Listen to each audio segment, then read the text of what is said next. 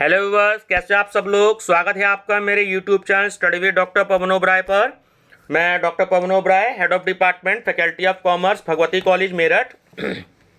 Viewers, आज इस video में मैं आपके लिए बीए बीकॉम बीएससी चौधरी चरण सिंह यूनिवर्सिटी मेरठ में जो सेकेंड ईयर में जनरल अवेयरनेस का जो आपका क्वेश्चन पेपर होता है फाउंडेशन का, तो उसके मैं 2 मॉडल टेस्ट पेपर लेकर के आया हूँ। ठीक है, तो एक मॉडल टेस्ट पेपर अभी मैं 1 डिस्कस कर रहा हूँ और जो है इसके बाद मैं थोड़ी देर बाद 2 नंबर का मॉडल पेपर भी डिस्कस करूंगा। तो तकरीबन 13-14 मैंने इसमें मॉडल टेस्ट पेपर आपके लिए रेडी किए हैं और इसमें प्रीवियस ईयर के क्वेश्चन पेपर जो हैं वो सारे के सारे आए हुए हैं। तकरीबन 2015 से लेकर के 2020 तक के जो 6 साल में जो क्वेश्चन पेपर आए हुए हैं वो सारे के सारे इसमें इंक्लूडेड हैं। बस इनको मॉडल टेस्ट पेपर का नाम दे दिया है। ये आपके यूनिवर्सिटी के सारे बीए बीकॉम बीएससी में आए हुए सेट्स हैं। तो किसी को मॉडल टेस्ट पेपर 1 नाम दे दिया है, जैसे मान लीजिए बीए का 1, बीएससी का 2, बीकॉम का 3। ठीक है, फिर नेक्स्ट ईयर हो गया बीए का 4, बीएससी का 5, बीकॉम का 6। तो इस तरीके से 15-16 मॉडल टेस्ट पेपर जो हैं वो तैयार किए हैं आपके लिए। इससे पहले मैं बताना चाहूँगा, अगर आप मेरे चैनल पर नए हैं तो study with doctor Pawan Oberoi channel को जरूर सब्सक्राइब कर लीजिएगा, लाइक और शेयर भी कर लीजिएगा। आप मेरी प्लेलिस्ट विजिट करिएगा, आपको मेरी प्लेलिस्ट में बहुत सारे वीडियोस मिलेंगे। ठीक है, और इसमें आप मेरा टेलीग्राम चैनल भी ज्वाइन कर सकते हैं, जिसका लिंक डिस्क्रिप्शन बॉक्स में दे दूंगा। तो सारी पीडीएफ फाइल आपको वहां पर अवेलेबल हो जाएंगी। ठीक है, चलिए हम डिस्कस करते हैं आपका जनरल अवेयरनेस का क्वेश्चन पेपर। ठीक है बच्चों, पहले मैं हिंदी में डिस्कस कर रहा हूं, उसके बाद 2-4 दिन बाद मैं इंग्लिश में भी डिस्कस करूंगा। नंबर फर्स्ट क्वेश्चन है कि मौलिक अधिकारों का उल्लेख संविधान में कहां हुआ है। तो देखिए, ना तो प्रथम अनुच्छेद में हुआ है, ना प्रस्तावना में हुआ है और ना द्वितीय अनुच्छेद में हुआ है। ठीक है, तो सही आंसर है ऑप्शन नंबर डी, इनमें से कोई नहीं। क्वेश्चन सेकंड है, निम्न श्रृंखला में से लुप्त संख्या कौन सी है। ठीक है, देखिए थोड़ी सी हल्की फुल्की मैथमेटिक्स भी आती है, जिसे आप रीजनिंग कह सकते हो। तो 5-7 क्वेश्चन आपको रीजनिंग के भी जो हैं जरूर मिलेंगे एग्जाम में। ठीक है ना, जैसे देखिए 6 और 11 में 5 का अंतर है। ठीक है, 11 और 21 में 10 का अंतर है। 21 और 36 में 15 का अंतर है। ठीक है, 36 और 56 में 20 का अंतर है। तो 5-5 का डिफरेंस बढ़ता जा रहा है। ठीक है, पहला डिफरेंस 5 का, दूसरा 10 का, तीसरा 15 का, चौथा 16 का, चौथा 20 का, तो अगला कितना हो जाएगा 25 का। 56 और 25 81, तो 81 आपका आंसर है। ठीक है, क्वेश्चन 3 कि समूह में शब्दों से अन्य भिन्न शब्द चुनिए। तो वो है आपका सेब, क्योंकि गेंदा, कमल और गुलाब ये तीनों जो है वो क्या हैं, पौधे हैं, फूल हैं। ठीक है, बट सेब जो है वो एक फ्रूट का नाम है। 4 समूह में अन्य शब्दों से भिन्न शब्द चुनिए। देखिए, इसमें जो सिंह भूमि है ये आपकी अलग है। ठीक है, नेक्स्ट है 5 समूह में शब्दों से अन्य भिन्न शब्द को चुनिए। देखिए, दही, मक्खन और क्रीम ये सब दूध से बनते हैं, बट तेल दूध से नहीं बनता, तो इसलिए तेल अलग है। 6 समूह में शब्दों से अन्य भिन्न शब्द चुनिए।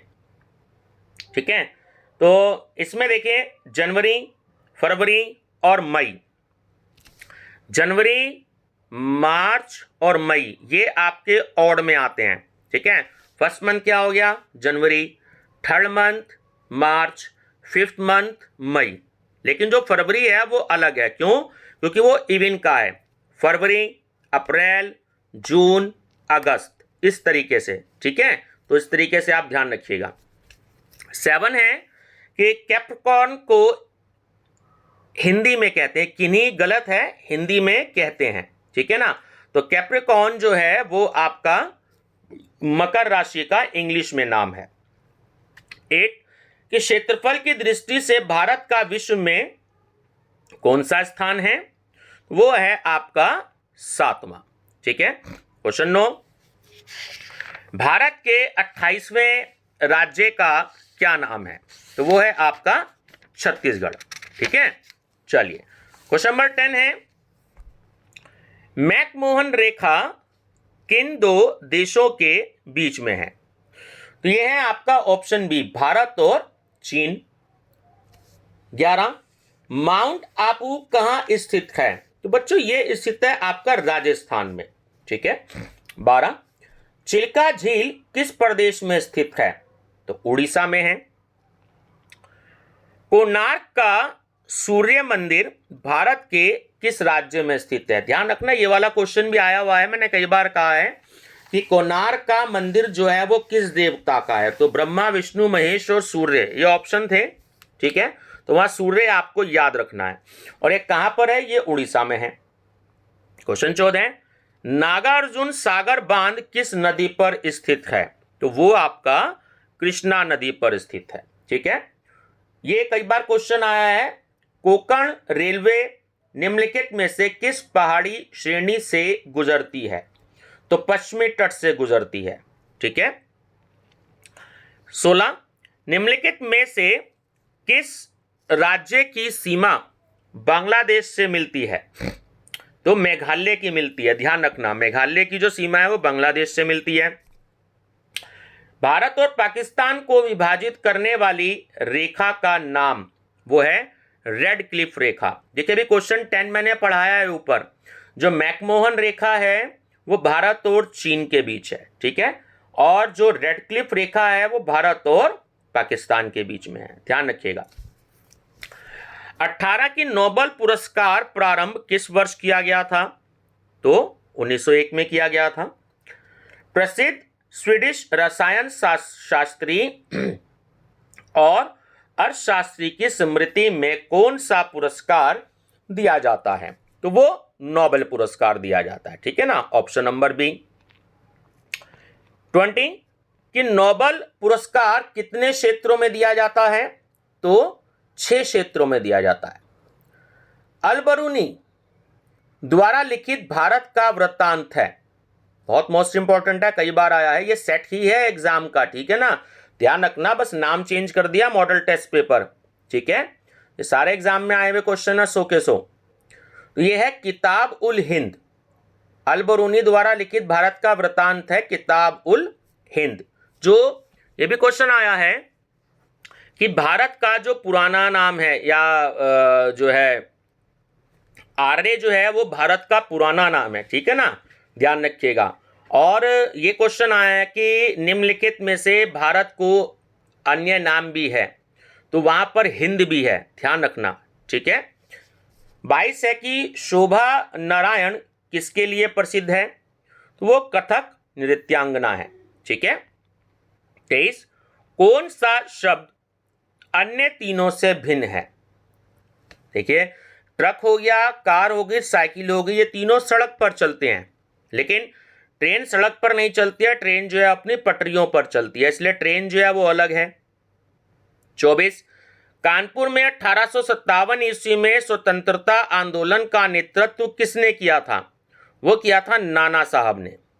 ठीक है। भारत का विदेशी व्यापार किस देश के साथ सर्वाधिक है? बहुत ही मोस्ट इंपॉर्टेंट क्वेश्चन, ये अमेरिका के साथ है। धन्वंतरी पुरस्कार किस क्षेत्र में दिया जाता है? तो ये चिकित्सा में दिया जाता है। ठीक है। 12वीं पंचवर्षीय योजना में आर्थिक विकास दर, ठीक है, कितनी रखी गई? आप जिसे कहते हो बार बार जीडीपी, जीडीपी इंग्लिश में है ना, तो वो थी आपकी 8.2%। अब तो 12वीं पंचवर्षीय योजना खत्म हो चुकी है, क्योंकि पुराने ईयर में आया हुआ क्वेश्चन है, इसलिए 8.2% है, तो कभी कभी आ जाता है। ठीक है ना, तो याद रखिएगा इसे। मिश्रित अर्थव्यवस्था का क्या अर्थ है? वो है सार्वजनिक एवं निजी उद्योगों का सह अस्तित्व। 29 है कि निम्नलिखित में से बेमेल छांटिए। देखिए, निम्नलिखित में से जो बेमेल है वो मथुरा है। ठीक है, ध्यान रखिएगा। 30 वंदे मातरम के जो रचयिता थे वो कौन थे? आपको अच्छे से पता होगा, बंकिम चंद्र चटर्जी। ठीक है। और जो ऑप्शन डी दे रखा है, जो हमारे देश का राष्ट्रगान है, तो राष्ट्रगान जो लिखा था वो रविंद्रनाथ टैगोर जी ने लिखा था। डिस्कवरी ऑफ इंडिया के लेखक कौन थे? पंडित जवाहरलाल नेहरू। विक्रमादित्य के दरबार में महान ज्योतिषाचार्य कौन था? देखिए, ना तो वो आर्यभट्ट थे, ना नागार्जुन थे और ना भास्कर थे, तो उपयुक्त में से कोई नहीं इसका सही आंसर है। गगन नारंग संबंधित हैं, बहुत अक्सर टीवी में नाम आता था इनका, अब थोड़ा सा कम आता है, ठीक है, अभी भी कभी कभी आता है शूटिंग में। भारत के कौन से राष्ट्रपति महान दार्शनिक थे? तो वो थे डॉक्टर सर्वपल्ली राधाकृष्णन, है ना। टीचर्स डे जो मनाया जाता है आपका, इन्हीं की याद में मनाया जाता है ना, ठीक है। संयुक्त राष्ट्र में सर्वप्रथम हिंदी में भाषणकर्ता कौन थे? तो वो थे हमारे माननीय स्वर्गीय श्री अटल बिहारी वाजपेयी जी, ठीक है। भारत के प्रथम लोकसभा अध्यक्ष कौन थे? देखिए, वो थे जीवी मावलंकर, याद रखिएगा, जीवी मावलंकर। और इस समय अगर आपसे पूछा जाए कि वर्तमान समय में जो लोकसभा है उसके अध्यक्ष कौन हैं, तो वो हैं आपके ओम बिरला जी। और जो राज्यसभा हैं तो उनके हमारे देश के महामहिम जो हैं उपराष्ट्रपति जी श्री वेंकट नायडू जी, ठीक है। हमारे देश के जो उपराष्ट्रपति होते हैं वही राज्यसभा के अध्यक्ष होते हैं, इंग्लिश में इन्हें स्पीकर बोला जाता है, ठीक है, ध्यान रखिएगा। नेक्स्ट है आपका कि भारत के प्रथम कार्यवाहक प्रधानमंत्री कौन थे? तो वो थे गुलजारी लाल नंदा, ठीक है। भारत के दूसरे उपराष्ट्रपति कौन थे? तो वो थे डॉक्टर जाकिर हुसैन। भारत के प्रथम मुख्य निर्वाचन आयुक्त कौन थे? ठीक है, जो चीफ इलेक्शन कमिश्नर होते हैं, ठीक है, वो पूरे इंडिया में एक ही होते हैं, सेंट्रल के, स्टेट के अलग होते हैं। तो वो थे सुकुमार सेन, ये फर्स्ट चीफ इलेक्शन कमिश्नर थे, ठीक है, नाम याद रखिएगा, सुकुमार सेन। भारत के प्रथम फील्ड मार्शल कौन थे? तो वो थे general KM. Cariappa, general KM. Cariappa, ठीक है। 41, करो या मरो का नारा महात्मा गांधी ने किस आंदोलन में दिया था? वो दिया था भारत छोड़ो आंदोलन। किसी राज्य की प्रथम महिला मुख्यमंत्री बनने वाली महिला का नाम बताइए। तो वो थी सुचेता कृपलानी, सुचेता कृपलानी। और ये जो सरोजनी नायडू जी थी ये राज्यपाल थी, ठीक है ना, महिला, पहली महिला राज्यपाल थी उत्तर प्रदेश की, जहां तक मेरे को ध्यान है, ठीक है। नेक्स्ट है grand old man of India के नाम से कौन प्रसिद्ध है? तो वो प्रसिद्ध हैं दादा भाई नौरोजी। जय हिंद का नारा किसने दिया था? आप सब जानते होंगे, सुभाष चंद्र बोस। कांग्रेस की प्रथम महिला अध्यक्ष कौन थी? तो वो थी आपकी एनी बेसेंट। कांग्रेस ने पूर्ण स्वराज्य की घोषणा किस अधिवेशन में की थी? लाहौर में की थी, ठीक है। महात्मा गांधी ने किसके कार्यकाल में असहयोग आंदोलन प्रारंभ किया?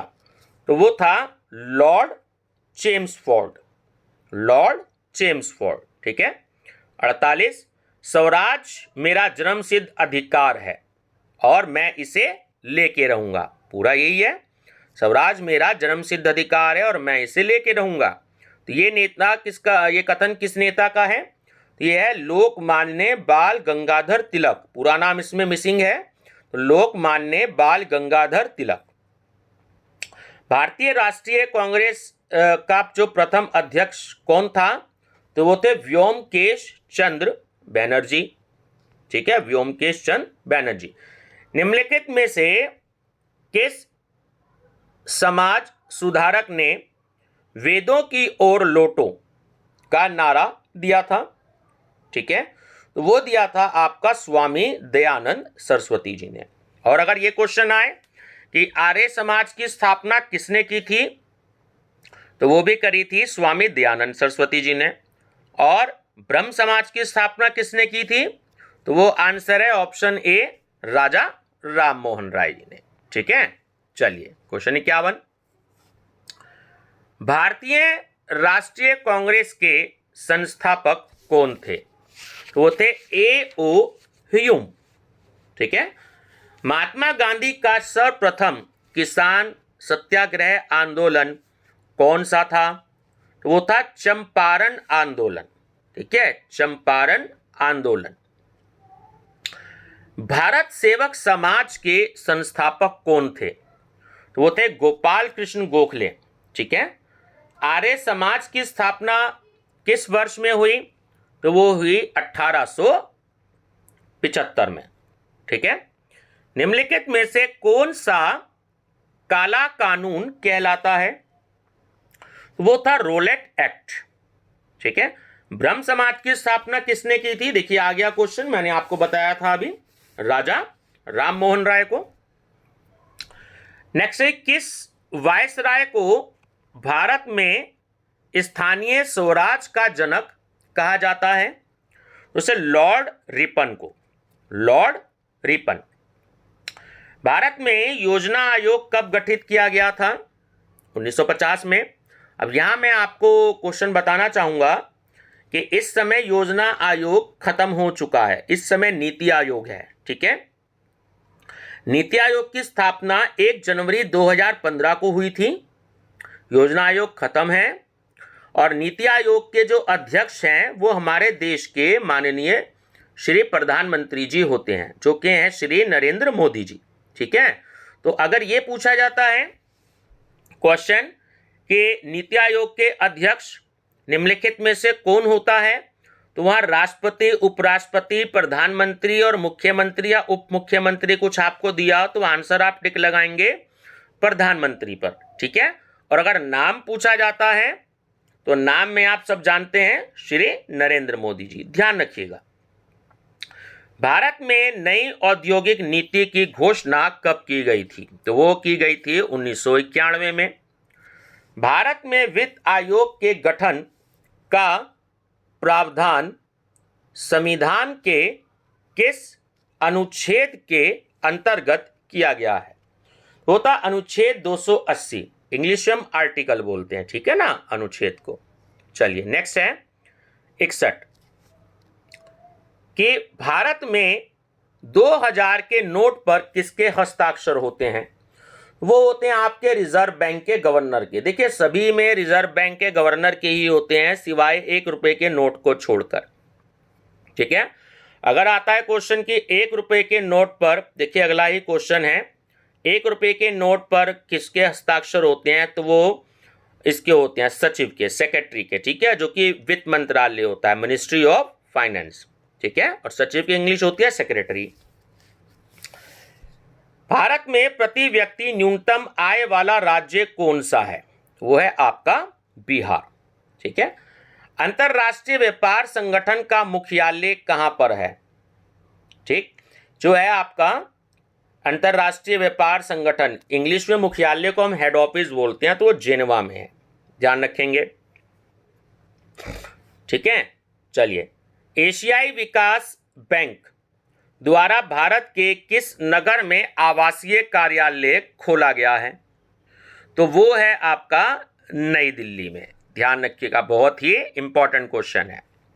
भारत में राष्ट्रीय आय की गणना कौन करता है? कई बार बता चुका हूं मैं आपको, केंद्रीय सांख्यिकीय संगठन। ठीक है, जिसे हम इंग्लिश में कहते हैं CSO, central statistical organisation, short में CSO।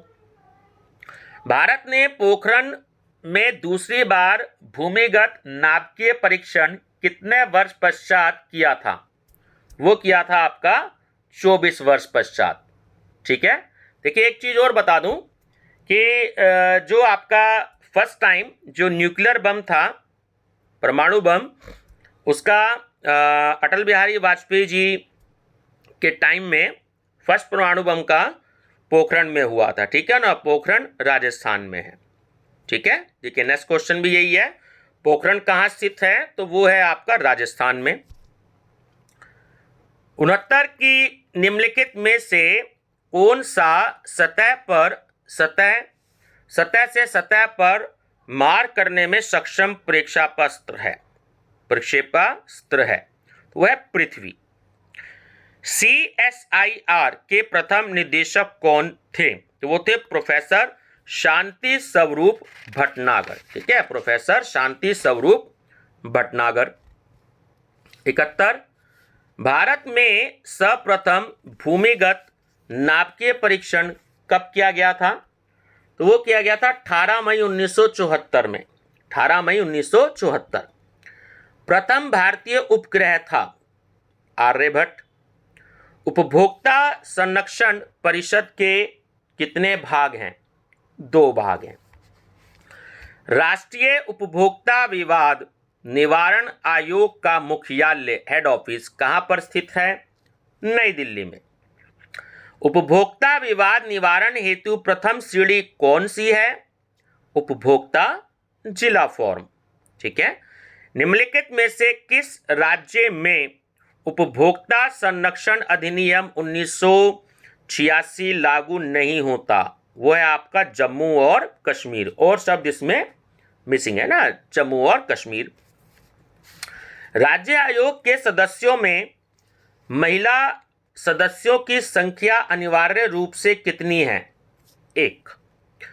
उपभोक्ता संरक्षण अधिनियम भारत में किस वर्ष पारित किया गया? वो 1986 में किया गया। ठीक है। उपभोक्ता संरक्षण अधिनियम किस डेट से लागू हुआ था? तो 24 दिसंबर 1986 से। ध्यान रखना, डेट याद रखना थोड़ा सा मुश्किल हो जाता है। वो है आपका 24 दिसंबर 1986 से। मानवाधिकार संरक्षण अधिनियम 1993 में कितने अध्याय हैं? तो 8 अध्याय हैं। IBRD संबंधित है, देखिए विश्व बैंक, वर्ल्ड बैंक। जो IBRD है उसी का दूसरा नाम आपका वर्ल्ड बैंक है। ठीक है ना, विश्व बैंक। संक्षिप्त रूप से NHRC सूचक है, तो वह आपका राष्ट्रीय मानवाधिकार आयोग। ठीक है, नेशनल ह्यूमन राइट कमीशन। पूरा नाम फिर से बता रहा हूं, national human rights commission. Bharat की संसद ने मानवाधिकार संरक्षण विधेयक कब पारित किया? 1993 में। अंतरराष्ट्रीय वित्त निगम संबंधित है। ठीक है, इंटरनेशनल फाइनेंस कॉरपोरेशन, शॉर्ट में IFC कहते हैं, तो वो विश्व बैंक से संबंधित है। संयुक्त राष्ट्र संघ के सदस्यों की संख्या कितनी है? तो एट प्रेजेंट टाइम 193 है। ठीक है। संयुक्त राष्ट्र संघ की स्थापना कब हुई थी? तो वो अक्सर देखिए ईयर दिया जाता है क्वेश्चन पेपर में भी, तो यहाँ पे डेट भी दे दी गई है, तो आप याद रखेंगे 24 अक्टूबर 1945 को। ठीक है ना, अक्सर वैसे 1945 दिया जाता है। तो संयुक्त राष्ट्र संघ की स्थापना 24 अक्टूबर 1945 को हुई थी। संयुक्त राष्ट्र की महासभा में महत्वपूर्ण निर्णय कितने बहुमत से पारित होते हैं? तो 2/3। मंगलयान का प्रक्षेपण हुआ था कहां से? श्रीहरिकोटा से। बहुत ही इंपॉर्टेंट क्वेश्चन है, कई बार आया हुआ है। अंग्रेजी शब्दानुकोशानुसार, देखिए शब्दकोशानुसार मतलब डिक्शनरी। ठीक है ना, डिक्शनरी को हिंदी में शब्द कोशानुसार कहते हैं। तो किसे पहले रखा जाना चाहिए? तो वो होगा आपका ट्रांसपोर्ट। देखिए टी के साथ R है, तो चारों में ही R हैं, लेकिन सबसे पहले अल्फाबेट कहाँ से शुरू होता है? इंग्लिश ABCD से होती है। और T और R इन चारों वर्ड में सेम है ना, ट्रायल में भी, ट्री में भी, ट्रांसपोर्ट में भी और ट्रॉफी में भी। बट जो स्टार्टिंग है वो कहाँ से होगी? ABCD से, यानी कि A आ रहा है ट्रांसपोर्ट में, तो आंसर हो गया ट्रांसपोर्ट। झारखंड की राजधानी रांची। कोलकाता किस नदी के किनारे पर है? हुगली नदी। कौन से अमेरिकी राष्ट्रपति ने यूनाइटेड नेशंस नाम दिया था? वो दिया था रूजवेल्ट ने, रूजवेल्ट। GST कौन से संवैधानिक संशोधन से संबंधित है? 122 से। विश्व स्वास्थ्य दिवस मनाया जाता है आने वाला देखिए 7 अप्रैल से, ठीक है ना, 7 अप्रैल विश्व स्वास्थ्य दिवस। देशबंधु कौन थे? तो वो थे चित्तरंजन दास। निम्न संख्या में से लुप्त संख्या कौन सी है? तो देखिए वो है 14, ठीक है ना। 2 और 5 में देखिए कितने का अंतर है? 3 का अंतर। 5 और 9 में 4 का अंतर। 9 और 14 में, ठीक है, समझ रहे हैं आप अंतर? 5 का अंतर। 14 और 20 में 6 का अंतर। 20 और 7 में 27 का अंतर। तो एक एक डिफरेंस बढ़ता जा रहा है। तो सही आंसर हो गया आपका 14, ठीक है। निम्न श्रृंखला में से लुप्त संख्या कौन सी है? फिर से देखिएगा, 11 और 13 में 2 का डिफरेंस, 13 और 17 में 4 का डिफरेंस, ठीक है। फिर दोबारा से 17 और 19 में 2 का डिफरेंस, फिर 19 और 23 में 4 का डिफरेंस, फिर दोबारा से 23 और 25 में 2 का डिफरेंस। तो फिर कितने का अंतर आएगा? 4 का आएगा। तो 25 और 4 29। और छोटे छोटे बहुत ही आसान क्वेश्चन आते हैं। नेक्स्ट है 99। निम्न श्रृंखला में से लुप्त संख्या कौन सी है? तो वो होगी आपकी 81, ठीक है। चलिए लास्ट है, निम्न श्रृंखला में से लुप्त संख्या कौन सी है? तो देखिए वो होगी आपकी 39। 4 और 7 में 3 का अंतर हो गया। 7 और 12 में 5 का अंतर हो गया। 12 और 19 में 7 का अंतर हो गया। फिर 9 का अंतर हो गया। 19 और 9 28, फिर 11 का अंतर हो जाएगा। 28 और 11 39, ठीक है बच्चों। देखिए नीचे मैंने आंसर शीट भी दे रखी है। ये जो मेरे को यूनिवर्सिटी से अवेलेबल होती है आंसर शीट, पहले मैं नहीं दे रहा था, तो कुछ बच्चों की डिमांड थी कि सर आंसर शीट भी दे दीजिए। तो ये आंसर शीट भी मैंने आपको दे दी है, ठीक है बच्चों। थोड़ा सा फ़ॉन्ट साइज देखिए मैं छोटा कर देता हूँ ताकि आपको आंसर शीट भी है वो बिल्कुल दिखाई दे। तो बच्चों ये ऐसे ही मैं आपको अपनी वीडियो पे क्वेश्चंस देता रहूँगा और बहुत सारी बातें बीच में मैं आपको बताता रहूँगा। लगभग मैंने सारे क्वेश्चन आपको मैथमेटिक्स के बता दिए, तो 6-7 क्वेश्चन आपको आएंगे, ठीक है। तो ये आपका एक मॉडल टेस्ट पेपर था। मॉडल टेस्ट पेपर करने के बेनिफिट ये होते हैं कि सारे ही आपका कोर्स जो है वो कवर हो जाता है, ठीक है ना। तो ऐसे मैंने 15-16 मॉडल टेस्ट पेपर तैयार किए हैं, तो मैं जो है आपको इसी तरीके से क्वेश्चन देता रहूँगा, ठीक है बच्चों। वीडियो पसंद आई तो लाइक शेयर सब्सक्राइब जरूर करिएगा, क्योंकि आपको मेरे ही चैनल पर ये क्वेश्चंस मिलेंगे सारे फाउंडेशन के, सीसेस यूनिवर्सिटी मेरठ के। बाकी और कोई यूट्यूब पे ऐसा चैनल नहीं है जो आपको आपके मतलब के इस हिसाब के previous year question paper solve करवा रहे हैं या प्रैक्टिस सेट करवा रहे हैं या मॉडल टेस्ट पेपर दे रहे हैं, ठीक है बच्चों। Thank you.